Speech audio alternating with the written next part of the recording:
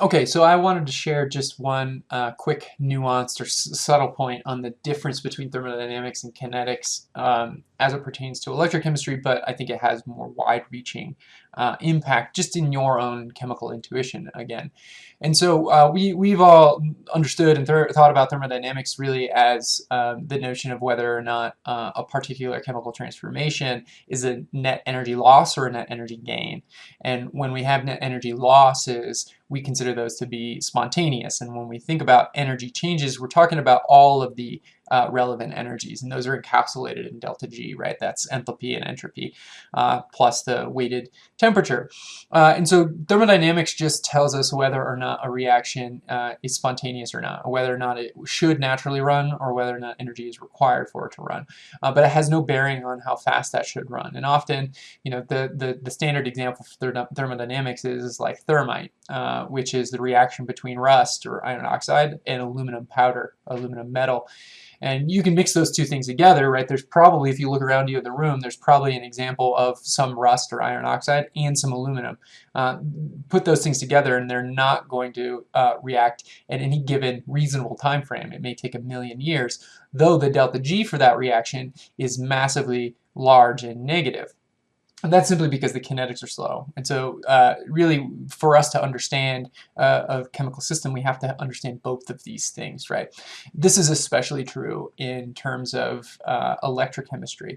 So if we go back to the original cartoon that I had in the previous video, which showed the electrode solution interface, the electrode being the green portion here and the solution being the blue portion here, we talked about the sort of relative energy levels and how if the average energy of the electrons in the electrode became more positive, oops, I had these switched, if they became more positive than, or more negative than whatever the lowest unoccupied molecular orbital was in the solution species, we would get transfer of electrons from the electrode to solution. And so that's what I'm showing you here. So you know, the electrode is essentially an infinite source of and sink of electrons. In this case, if we have an empty orbital in solution and we have an electrode with average energy exactly equal to that LUMO that's in the solution here, then what we said is that we'll get spillover and transfer from the solid electrode to the solution until we completely reduce all of those species. This is true from a thermodynamics perspective, and I want to be really clear here that just because the energy of the electrode is exactly equal to the energy of the solution, LUMO, which in this case would be whatever its standard reduction potential is here, E naught, which we could compute. Remember, E naught is related to delta G by the expression delta G equals minus NFE, E naught here being the operative parameter. These are thermodynamic quantities. They have nothing to do with kinetics.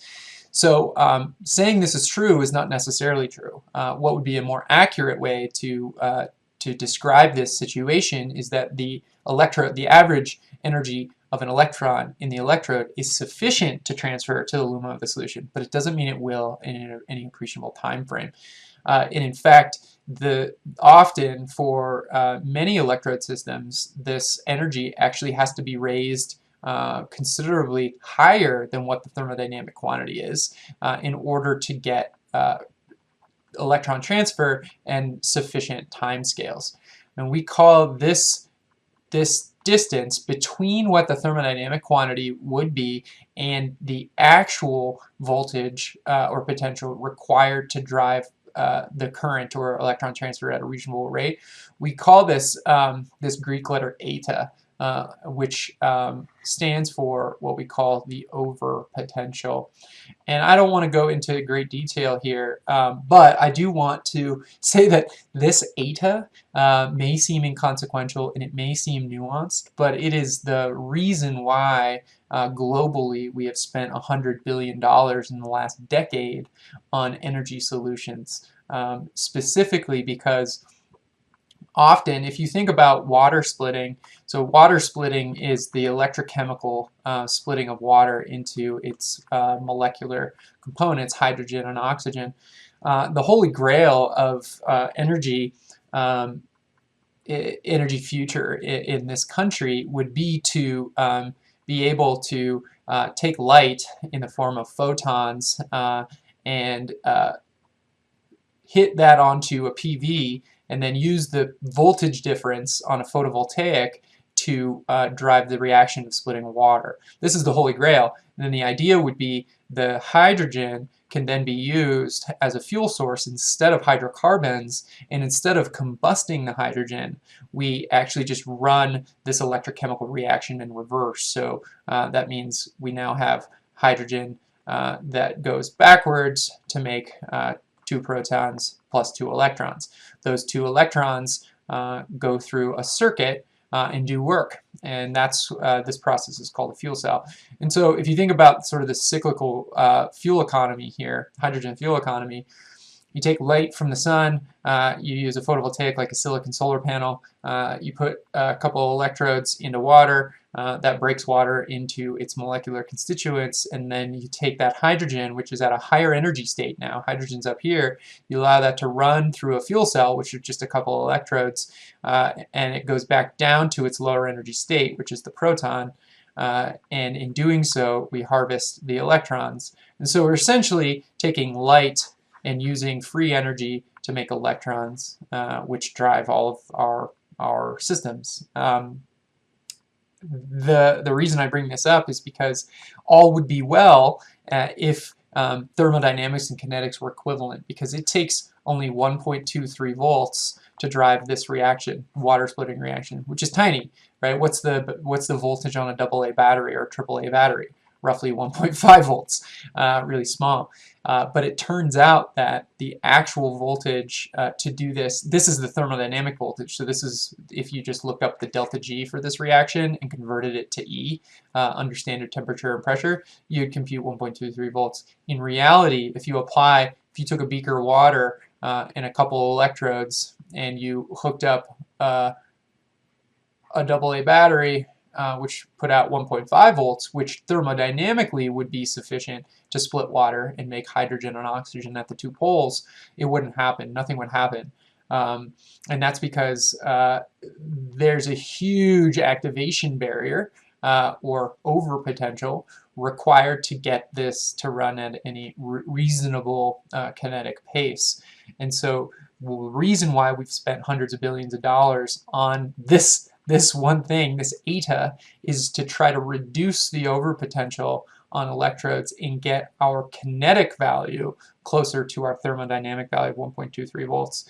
To split water with, say, carbon, like the graphite from a pencil, it would take on the order of like 3 volts, which doesn't seem like much, but when scaled across the entire economy, this is more expensive than just burning fossil fuels.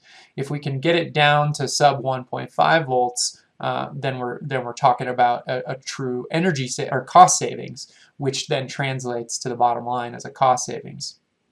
I'll sort of finish by saying we can do this reaction at about 1.23 volts. The only way we can do that is if the 2 electrodes that we use here are made of precious metals. This is the great irony of this planet. The fastest chemical catalysis occurs on the elements that are least abundant on the planet. Things like platinum, palladium, and iridium. And we certainly don't have enough of these materials to actually create a hydrogen fuel economy at scale. And so all of the money, the tens and hundreds of billions of dollars that go into reducing the overpotential of this reaction go into figuring out how do we replace these precious metals, which do the reaction close to thermodynamic values, how do we replace them with earth-abundant species? This is what I did my PhD on. This is what many people do their PhD on, because it's still an unresolved problem. But it's a fundamentally important one. And I think this problem really speaks to, if you hadn't thought, holistically about thermodynamics and kinetics in chemistry, I think this really frames it in a good way. And electrochemical kinetics are really no different than chemical kinetics, except you have this surface interface here. But the problems still exist, that we can do something at a certain energy, but often that doesn't correlate with doing it at a reasonable pace. So this is just a quick nuance. I'm not going to evaluate you on this.